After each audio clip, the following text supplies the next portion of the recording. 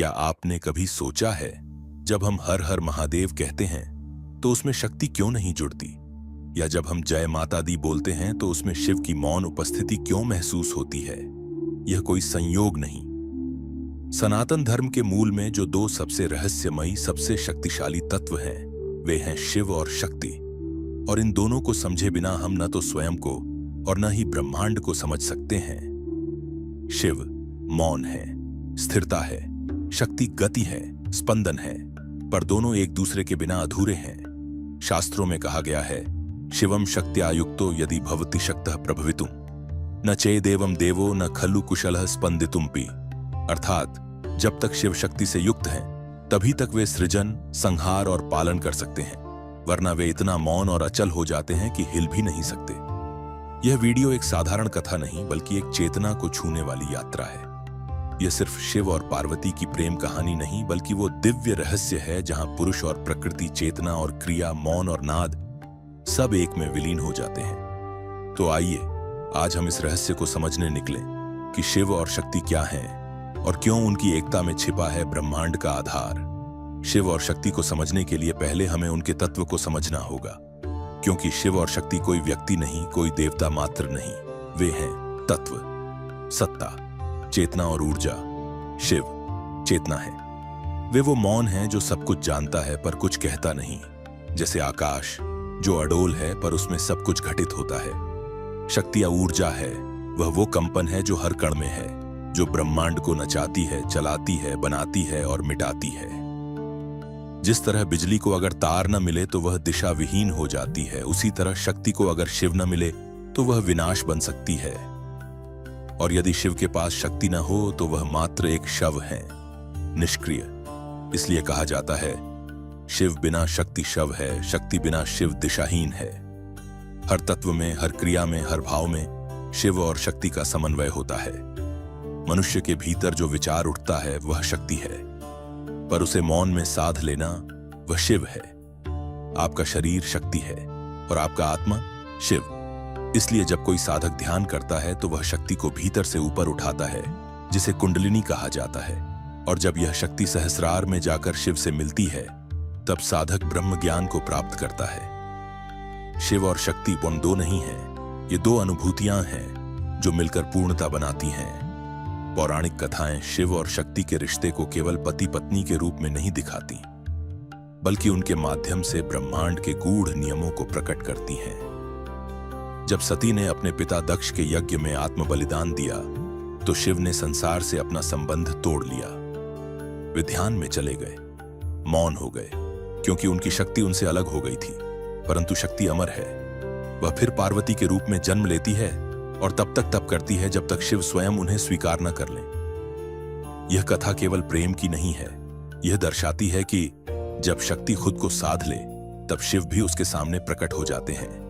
फिर आता है त्रिपुरासुर वध की कथा, जहां शिव का रथ, बाण, धनुष, सारथी सब शक्ति के रूप में होते हैं।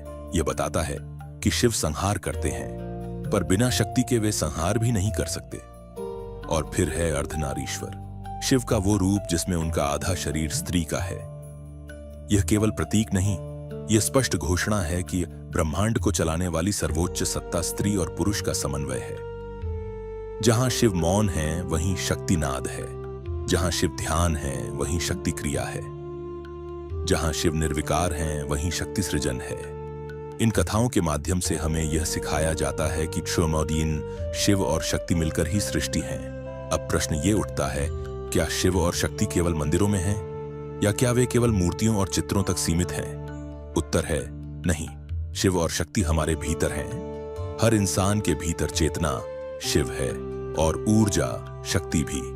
पर जब तक हम इस सच्चाई को अनुभव नहीं करते, हम एक अधूरे जीवन में जीते हैं। आप जब मौन में उतरते हैं, जब आप भीतर की आवाज को सुनते हैं, जब आप सांसों को देखना शुरू करते हैं, तो आप शिव की ओर बढ़ते हैं। और जब आप भावना से प्रेरित होकर कुछ करते हैं, जब आपकी ऊर्जा रचनात्मक होती है, तो आप शक्ति में प्रवाहित होते हैं। ध्यान और सेवा, मौन और कार्य, इन दोनों का संतुलन ही असली साधना है। तंत्र, योग, वेद, हर मार्ग यही कहता है कि शिव और शक्ति को समझना नहीं, जीना होता है। जब आप शरीर को साधते हैं, शक्ति को जागरूक करते हैं, जब आप मन को स्थिर करते हैं, शिव के समीप पहुंचते हैं, जब दोनों एक हो जाते हैं, तब साधक पूर्ण हो जाता है। तब भीतर कुछ ऐसा घटता है जो शब्दों से परे होता है। इसलिए शिव और शक्ति का मिलन कोई बाहरी घटना नहीं, बल्कि एक आंतरिक क्रांति है। जो इस रहस्य को जान गया, वो मंदिर में नहीं, स्वयं में शिव और शक्ति को पूजता है। जब हम पूरी यात्रा पूरी कर लेते हैं, तो अंत में एक ही सत्य सामने आता है। शिव और शक्ति दो नहीं, एक ही है।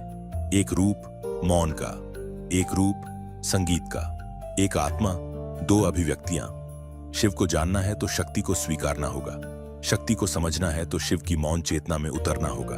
हम अक्सर जीवन में या तो बहुत ज्यादा सोचते हैं या फिर बिना सोचे ही कार्य करते हैं। पर जब सोच और कार्य, ध्यान और गतिलन संतुलित हो जाएं, तभी हम शिव और शक्ति के समीप होते हैं। इसलिए हर साधक, हर भक्त, हर आत्मा को यह समझना होगा कि वह स्वयं अर्धनारीश्वर है। जब तक आप अपनी शक्ति को दबाते हैं या शिवत्व से दूर भागते हैं, तब तक आप अधूरे रहेंगे। लेकिन जब आप दोनों को स्वीकार करते हैं, तो न बाहर के मंदिरों की जरूरत रहती है, न किसी विशेष स्थान की, क्योंकि तब आपका स्वयं का हृदय मंदिर बन जाता है, आपका मौन मंत्र बन जाता है, आपकी ऊर्जा पूजा बन जाती है।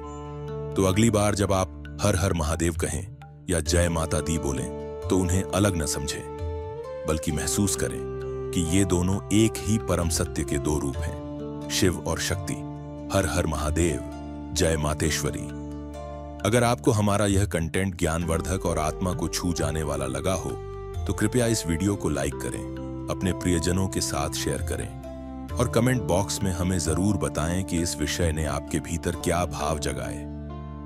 आपका एक छोटा सा कमेंट हमारे लिए प्रेरणा का एक बड़ा स्रोत होता है, क्योंकि हम हर शब्द को पढ़ते हैं, महसूस करते हैं और अगली रचना में ढालते हैं। अगर आप चाहते हैं कि ऐसे ही और भी गूढ़, शोधपूर्ण और आध्यात्मिक विषयों पर वीडियो मिलते रहें, तो चैनल को सब्सक्राइब करें और बेल आइकन जरूर दबाएं, ताकि हर नई रचना की जानकारी सबसे पहले आप तक पहुंचे। आपका समर्थन, चाहे वो एक लाइक हो, कमेंट हो या एक छोटा सा शेयर, हमारे इस ज्ञान यज्ञ में आहुति के समान है।